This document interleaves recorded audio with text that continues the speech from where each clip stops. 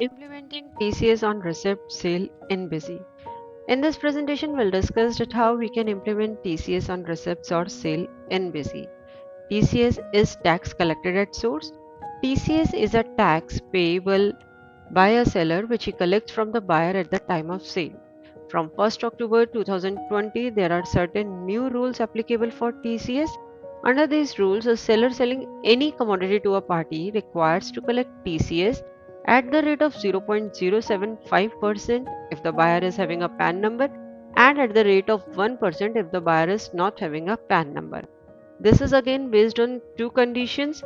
First is that the gross receipts or the net sales of the current financial year exceeds 50 lakh rupees and the turnover of the seller in the previous financial year has exceeded 10 crore rupees. When both these conditions will be fulfilled, then the seller is required to collect TCS from the buyer at the rate of 0.075% in case of PAN and at the rate of 1% in case buyer does not have a PAN number. Also, please note that the applicability of the TCS is based on the PAN of the buyer. For a party having multiple branches with same PAN, that means a party having multiple branches but the PAN number of all the branches is same, then the consolidated net sales gross receipt for all the branches will be considered. That is, a single PAN that it belongs to multiple parties, consolidated net sales will be considered for that PAN number. Now we will discuss the steps involved in implementing TCS in Busy. There are 4 steps. Step 1, enable and configure TCS. Step 2, configure master.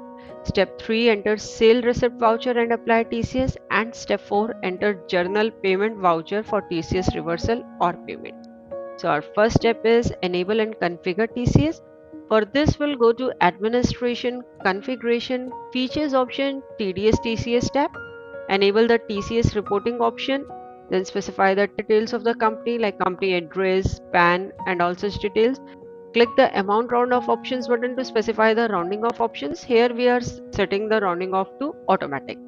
Next, click the responsible person detail button to specify the details of the person who is responsible for collecting tax from the buyer and depositing it to the government. Specify detail of that person and click OK button to save this configuration. Now we'll discuss our step 2, configuring masters. We'll configure certain master. First of all, we are going to our account master. We are opening an account master TCS tax collected at source in modify mode. In this account, you can see it's created under the group duties and taxes and its tax type is TCS. This account gets created by default at the time of company creation and you are not required to create this account. However, we have shown this configuration in case you want to create a TCS account. Then you can specify its group as duties and taxes and type as TCS. Next is our bill sundry master. We are creating a new bill sundry master for TCS. Specify its name is TCS. And accounting and sale group will specify no in the adjust in sale amount and in the account head to post will select the TCS tax collected at source account. This bill sundry will be charged on net bill amount and here also will enable the rounding off and will set it to the automatic option because we have enabled automatic option under configuration features options TDS TCS tab also. So here we'll also specify the rounding off option as automatic. Now we'll discuss our step 3, that is enter sale receipt voucher and apply TCS. Here one thing we want to clarify is that you should follow the practice of either entering the sales voucher or the receipt voucher. It is convenient to enter a sales voucher and apply TCS. So we recommend that you enter sales voucher and apply TCS. However, you can select a receipt voucher also and apply TCS. But in any case, you should follow practice of applying TCS in one voucher, either in sales or in receipt. So here we are discussing both the vouchers, starting with the sales voucher. We're going to transactions, sales, add options, specifying header related details. Select the party. Here we are selecting the party as AB Traders Delhi. Now we'll open this party in modify mode and you can see its PAN number is specified. This means that TCS at the rate of 0.075% will be charged. Also, there is one more reason for showing the PAN number. We'll discuss it later. Now coming back to the voucher, here you can see just below the party name, party's current balance, net sales, gross receipts are shown for your reference. You can check the net sales and gross receipt from here and decide yourself that whether you have to apply TCS in the voucher or not. Next, we are specifying the item related details. We are applying the bill sundries. Here we have applied the CGST and SGST bill sundry, and we have not applied the TCS bill sundry. Busy has also not shown any message for applying TCS bill sundry. This is because the net sales or the gross receipts have not crossed the 50 lakh mark. So here net sales are below 50 lakh. So Busy has not shown any message, and that's why we have also not applied TCS bill sundry in this voucher. Next, we are entering one more sales voucher. Here we are selecting the party as AB Traders Maharashtra. That means the party is same. This is the Maharashtra branch. We are opening this party in modify mode. You can see the PAN number is specified and the same PAN number is specified that has been specified with the party AB Traders Delhi.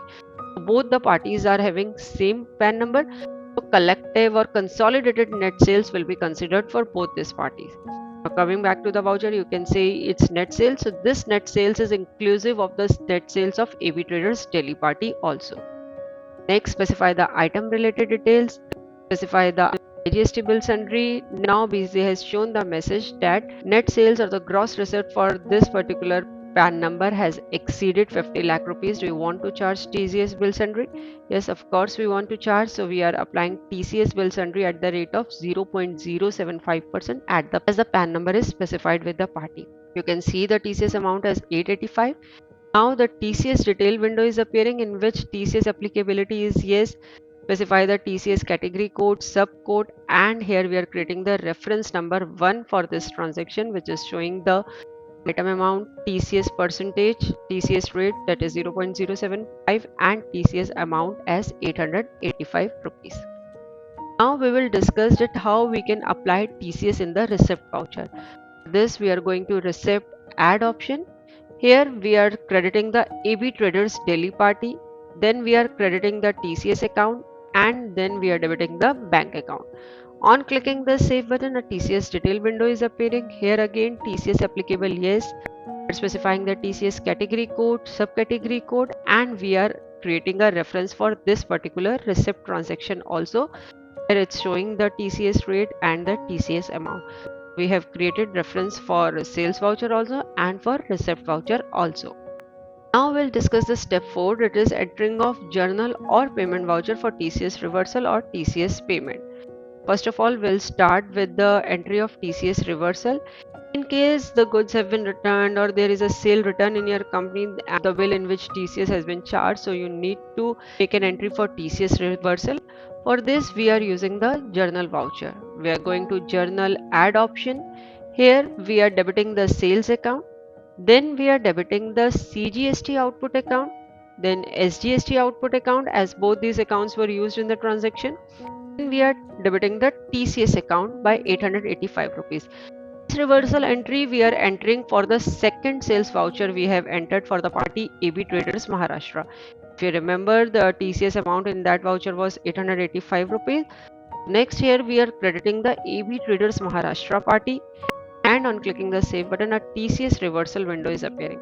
Here it's showing the reference number 1. This is the same reference we have created in the sales voucher we have entered for AB Traders Maharashtra party. So we are selecting this reference. That means we are making a TCS reversal entry against this particular reference.